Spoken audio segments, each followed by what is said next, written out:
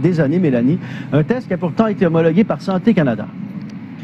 Oui, qui a été homologué en 2005. Il y a à peu près 4500 patients qui ont passé ce test depuis toutes ces années.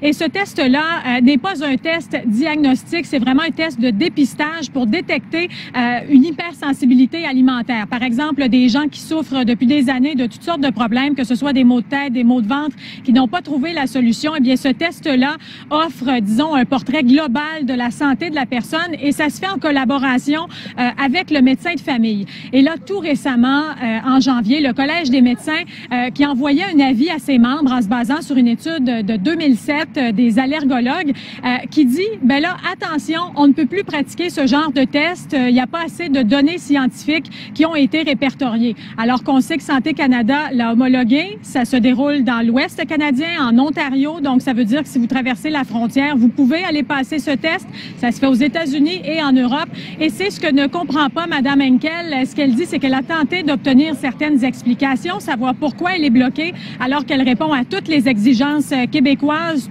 tous les tests qui lui ont été demandés. Elle a toutes les certifications. Alors, on peut écouter Mme Henkel. Ce que ça me fait, c'est la réaction. Moi, je veux un débat public transparent. Je suis dans le mieux-être, je prône la prévention et je me pose tellement de questions. Pourquoi maintenant? Pourquoi après 9 ans?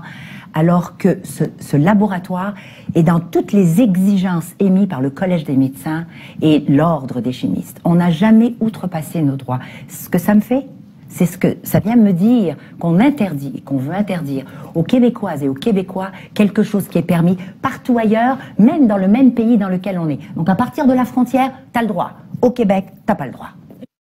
Alors qu'est-ce qu'on dit du côté du Collège des médecins maintenant?